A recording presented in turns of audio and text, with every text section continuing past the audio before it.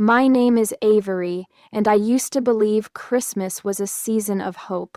I used to believe that giving someone a gift meant giving them a piece of your heart. That illusion shattered the day the post office returned my present unopened, stamped with the most humiliating words I had ever seen.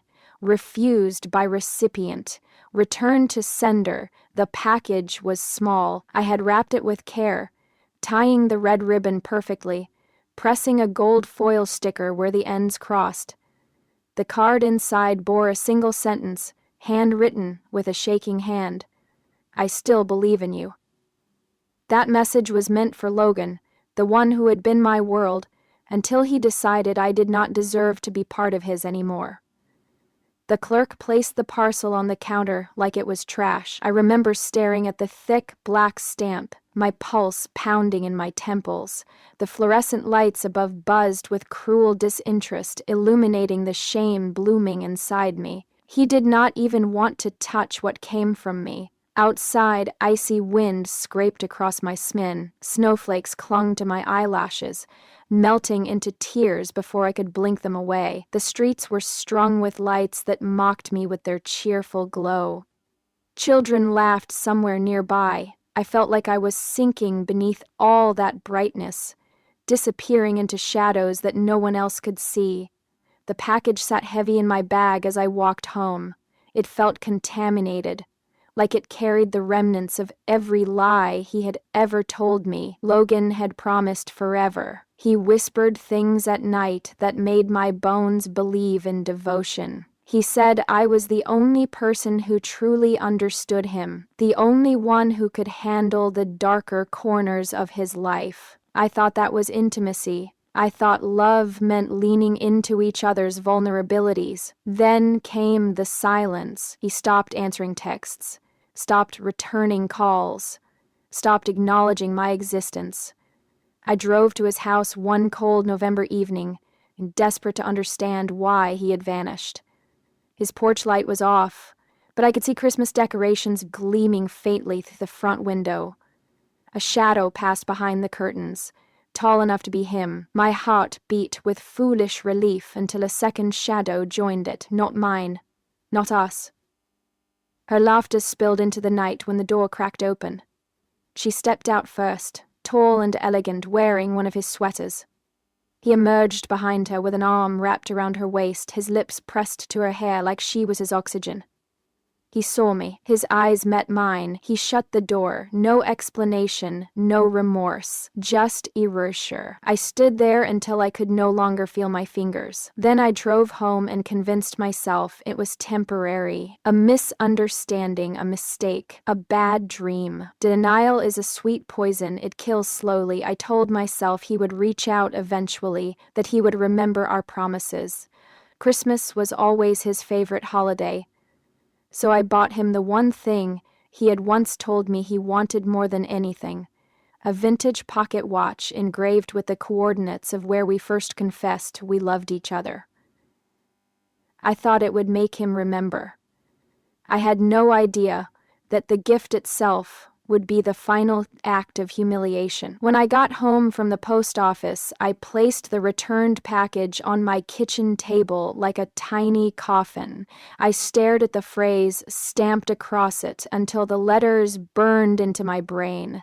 The world outside was caroling joy and gratitude, while inside my apartment the air tasted like betrayal. I opened the package. I tore the wrapping with a violence that made the ribbon flutter like a dying thing. The watch shimmered under the light, oblivious to the pain it represented. When I touched the engraving, I felt nauseous. He rejected me. He rejected all of it. I threw the watch into a drawer and slammed it shut. Something inside me shifted with that motion, something fragile snapping with a clarity that felt almost holy. Love deserved honesty. What he gave me was abandonment. What he'd get her was a lie, wearing charm as a mask. No one gets away with hurting someone who loves them with their entire soul. Not forever. Weeks passed. Snow turned to sleet, sleet to frozen mud, and Christmas decorations decayed beneath it. The city seemed preserved in bitterness, like me. Then fate intervened. I was grabbing groceries when I bumped into Marin, Logan's older sister. She hugged me before she realized her mistake. "Avery, I thought you moved away," she said. "I should have," I replied. Her smile dimmed. She shifted uneasily, voice dropping. "Have you heard about Logan?" My heartbeat quickened. No, her eyes darted around, as if secrets lurked between the shelves. "He got himself in trouble. That woman he lives with. She is not who he thinks she is. I tried telling him, but he refuses to listen. He keeps saying he is trapped. He looks terrified, Avery. Terrified. Logan. The man who once said nothing could break him." Marin lowered her voice further.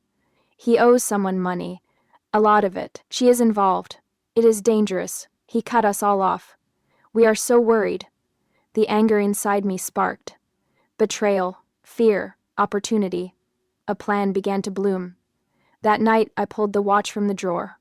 I held it in my palm until it warmed to my skin. It felt like both a relic and a weapon. I polished it meticulously. Then I wrote a note. "I still believe in you. Let me help you. One last time." I knew exactly where to deliver it. He still worked late shifts at the little repair shop on West Rue, the one with the flickering neon sign that buzzed louder than the traffic. He loved that place. Said fixing broken things gave him peace. I slipped the watch inside the shop door through the mail slot near midnight. The clink it made on impact echoed like a sentence passed. The next morning, my phone rang for the first time in months. "Avery." His voice sounded raw, like he had swallowed glass. "Please, meet me. I need to explain. I need you." The pleasure I felt was sharp and cold. "Where?" I asked. "Come to the shop, tonight. I cannot talk long." He breathed hard, panic grinding his words. "She is watching everything. She, his replacement, his downfall." I arrived early, hiding in the shadows across the street. The night was so silent that every sound seemed amplified. Cars whispered by on wet pavement. A dog barked somewhere distant. The neon sign sputtered. I studied the shop door, waiting for movement. Half an hour later, Logan appeared behind the glass. He kept checking over his shoulder, eyes wide and nervous. He unlocked the door and slipped outside, clutching the pocket watch. He looked thinner, hunted. The sight stirred something painful but satisfying. "Avery," he breathed. "You should not have come." "You asked me to," I replied. "She will notice I am gone. She checks everything." He ran a hand through his hair. "I never meant to hurt you." "Then why did you?" "I was scared," he whispered. "You saw her. You do not understand what she is capable of. You replaced me. That is what I understand." My voice cracked like ice. "Avery, she found out I was seeing you. She made threats. She said she would destroy you."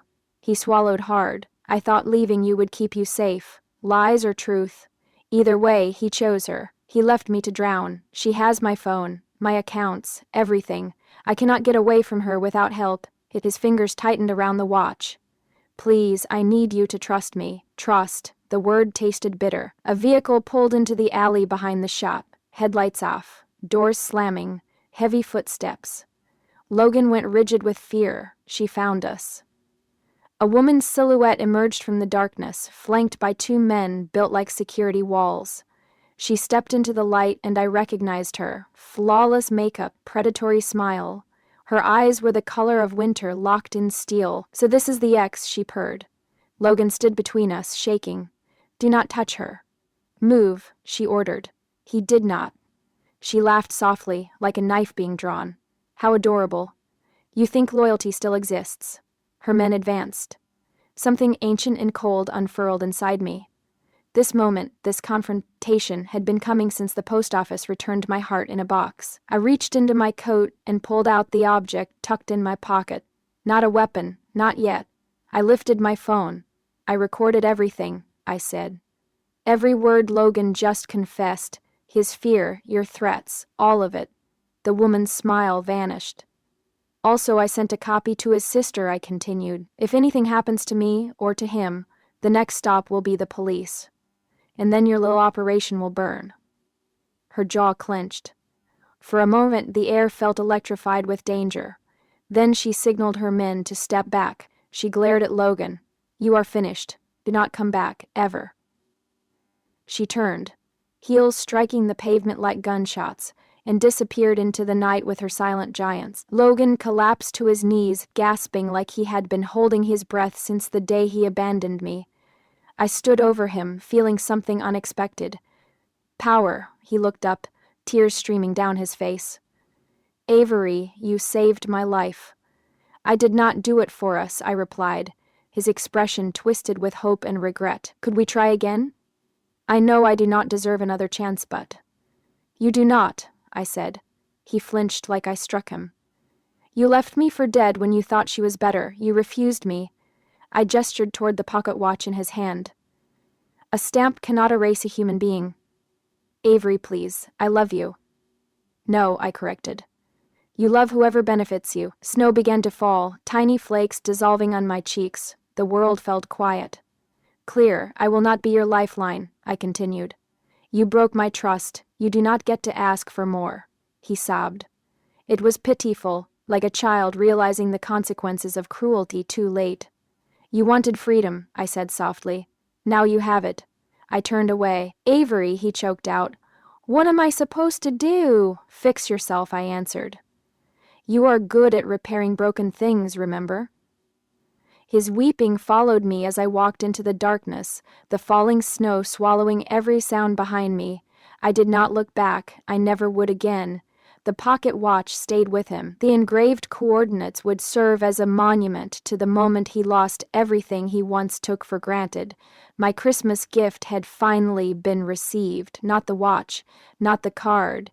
Justice. It felt perfectly wrapped.